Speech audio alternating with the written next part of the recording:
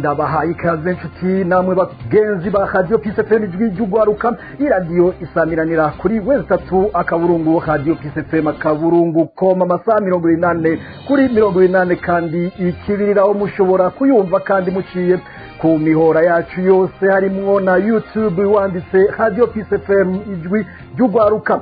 Turi kwigenekerezo rya 10 Nyakanga umwaka wa 2024 amakuru twabateguriye akaba agizwe n'izigingo nkuru zikurikira.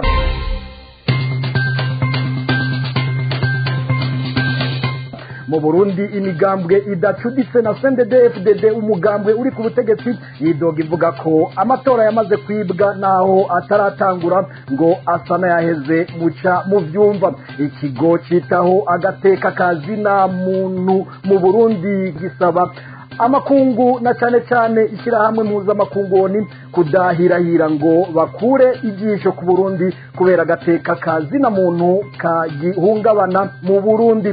Mu ntara ya Kayanza ho haratanzwe imfashanyo y'amakaye n'amakaramu muri komine Matongo intara ya Kayanza ku banyeshure baho, bikaba byatanzwe n'ishyirahamwe wa naryo muca mu byumva. Amakuru saya gusa gumana na Jevia Tortori aragira mu ngungira ndabashikirize nabandiko ndafashwa mu buhinga bw'ivyuma na Yive irakoze, tukaba tubahaye ikaze nido yimirije mu 2025 nayo mu 2027 uzikora akajyo keza ko guhindura ibintu ahubwo duhimirizanye. Ugwaruka nkawe urazi ko mwijyoje n'ivyihizo mugabo nabonye vyinshi bijanye politike badusezeranira ariko ntibishirwa mu ngiro. Ivyo nivyo ariko nitwoca turera amaboko nuko bandanye urugamba guharanira agateka kacu. Ibyo bivuga n'ibikimariye ngo duharanira iki kugira dushike kuki? Jewe namamundi ko amatora agenda kama ariko akunda abanyepolitike bamatwemera ibyo batwemerera hama haba injyane dufatiye ku matora ukutihanganiranira abaziga nk'ubuzima n'isindi. Jewe nama nibuka intambara y'igihumbi 1993 amatora yaranzwe n'utunenge y'ibihumbi 2010 ibihumbi 2015 n'ibihumbi 2020 birababaje wese imiryango yahekuwe kubera injyane zo mu matora. Naba n'ubu kutihanganiranira mu bya politiki birabandanya gucanisha mw'abarundi. Womenga abarundi ndushobora kuganira siko ariko turashwana. Oya no guhindura ivyiyumviro ugwaruka gukerekana akabero keza ukubaka Burundi utekanye.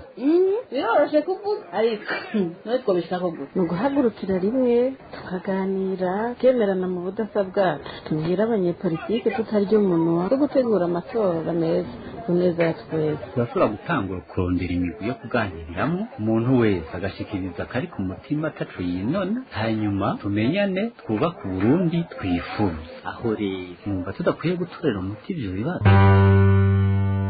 Dushira imbere ibiganiro byugururiwe bose kandi ataguhendana hagati ya bego na politike bose abaharanira agateka kazina muntu n'abanyagihugu hashirwaho ibibanza vyizewe na bose. Dushire imbere intwaro rusangi, amatora, imigambwe myinshi, ibimenyeshamakuru vyigenga kugira zikorere ku mugaragaro kandi zitwarira bose. Turwanye ibiturire, dushire imbere intwaro ibereye. Nihashigweho umugambi w'inyigisho zo gukunda no gukundisha igihugu hamwe no kubahiriza agateka kazina muntu, kwihanganiranira no kudakoresha ingimba. Kubereka ahubwo turondera abahuza mpuzamakungu bigenga kugira bahuze impande zitumvikana ku neza y'igihugu. Amagara abarorezi mvamakungu bakurikirana ingene amatora ariko arategurwa kugira amatora yoye kwama ariko arangwa n'utunenge haba mu nteguro canke mu matora nyezina. Muze twese duhagurukire rimwe kugira amatora y'ibihumbi 2025 n'ibihumbi 2027 azokorwa ku mugaragaro, azokwitabwe na bose kandi azorangwa mu mahoro n'ingendo ibereye. Ako nakamo kishirahamwe Tourner la page Burundi lifadikanije n'ikinyamakuru Itara Burundi hamwe na Radio Peace FM ijwi ry'ugwaruka. nari mejeje kubabwira amakuru yacu tuyahere mu vy'ubutungane muri zone ya Nyakabiga. Abantu batatu mu bahuza bo ku mutumba baramaze guhagarikwa bagirizwa ibiturire no kuba abakomisiyoneri b'amazu. Urwego rw'abahuza rwo muri Nyakabiga ya mbere rwakoranye kuri uyu wa gatanu igenekerezo rya gatandatu ukwezi kw'icenda umwaka w'ibihumbi 2024 mu ntumbero yo guhagarika umwe mu bahuza biturutse ku makosa yakoze. Bimwe mu vyaha yagirijwe harimwo kugenda aravuga ivyafundikiwe muri urwo rwego, ibiturire yaka abenegihugu kugira imanza zabo ntizije mu ngiro, hamwe no kuba umukomisiyoneri w'amazu. Uwo muhuza akaba agize uwa gatatu ahagaritswe bivuye kuri izo ngeso nk'uko vyemezwa na bamwe mu bagize ubwo rwego. Nk'uko vyemezwa kandi n'abajejwe intwaro muri iyo zone, ngo hari hamaze igihe hibonekeza abapangayi basorwa mu mazu hamwe n'iduzwa ry'ibiciro vy'ayo mazu bidasiguritse. Mu matohoza yakozwe bakaba basanze bamwe muri abo bahuza bari bifisemwo uruhara kuko aribo bafasha mu gusohora abantu mu mazu bakongera bakaronderera n'abapangayi bashasha bene amazu.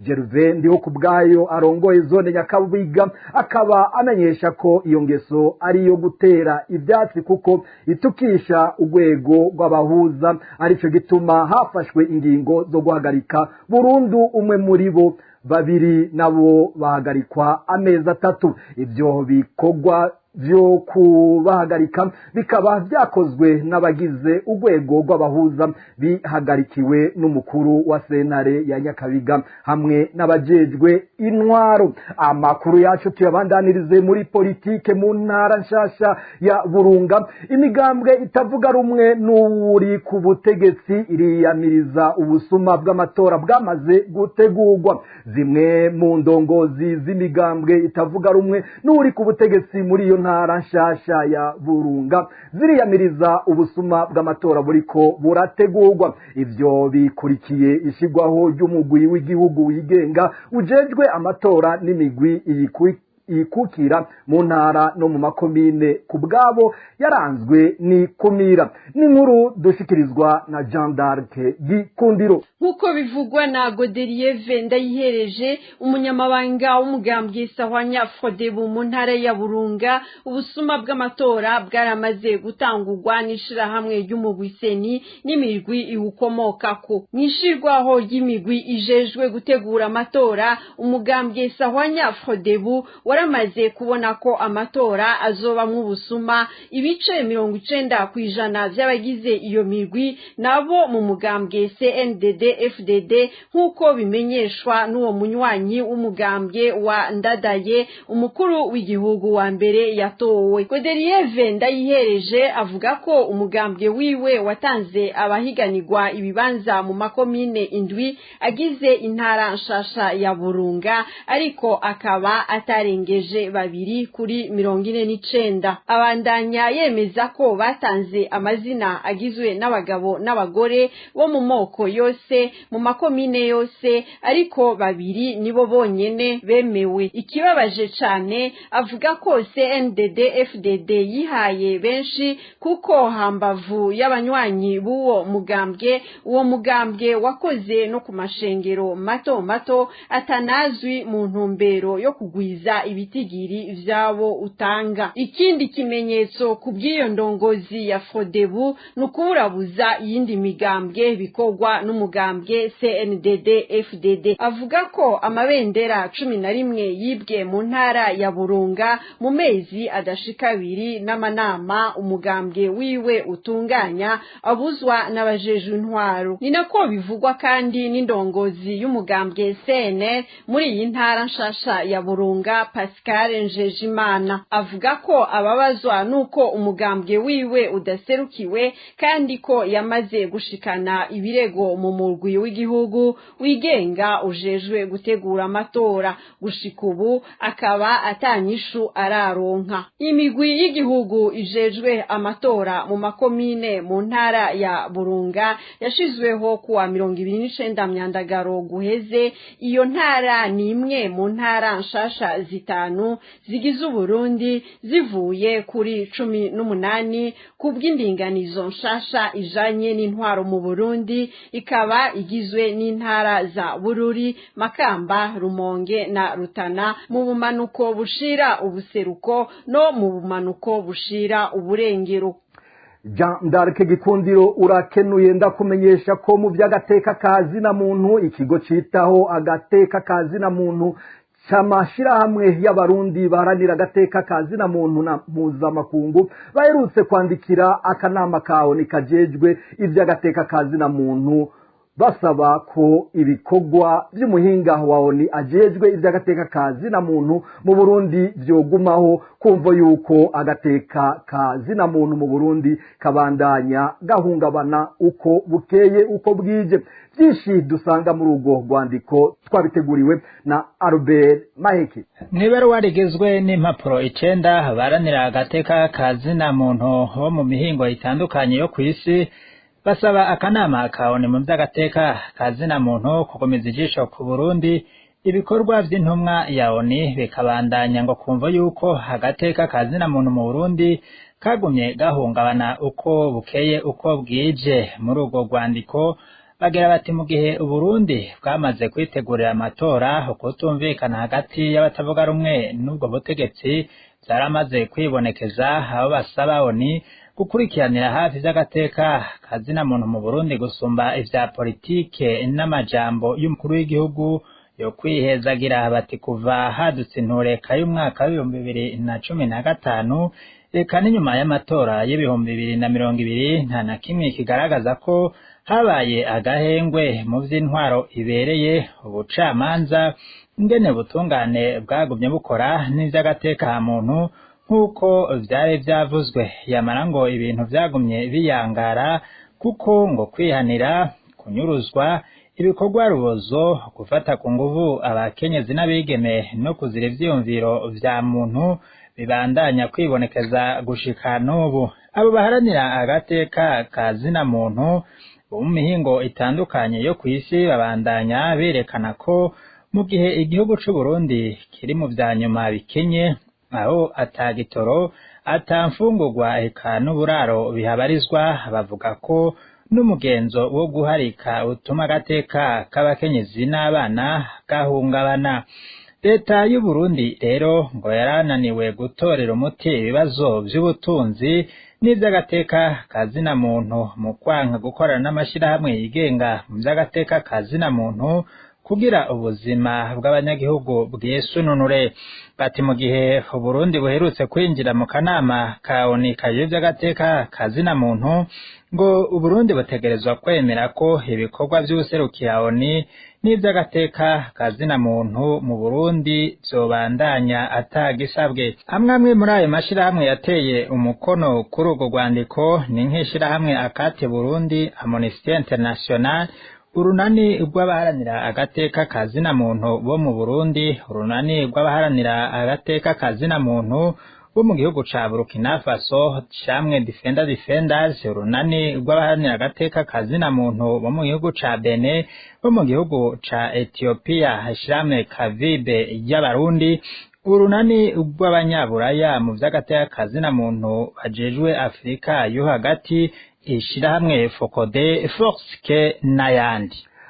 Nawe Albert Maheke ndagushimire, ndakumenyeshe nawe ko mu ndero hoho ifashanyo igizwe n'amakaye 8,000 hamwe n'amakaramu 2,000 nivyo byatanzwe n'ishirahamwe wa ku banyeshure barenga 2,000 bo muri komine Matongo intara ya Kayanza. Abavyeyi n'abanyeshure bakiriye ako gafashanyo bagakengurukira iryo shirahamwe kuko bakabaronkeje hageze kandi ko kazobafasha mu vyigwa vyabo bimirije gutangura. Inkuru ndende na Odas Kaburo. Ako gafashanyo kagizwe n'ibikoresho vyankenerwa ku banyeshure, kagizwe n'amakaye angana ibihumbi 8, amakaramu agera ku bihumbi 2, nivyo byashikirijwe David Ndayizeye arongoye ishiramwe Worship Again Action WAA mu mfunyapfunyo y'ururimi rw'icongereza. Iryo shirahamwe rikaba ritanga ibikoresho ribicishije mu mugambi waryo witwa Tous à l'école, tugenekereje mu rurimi rw'ikirundi ni twese kwishure.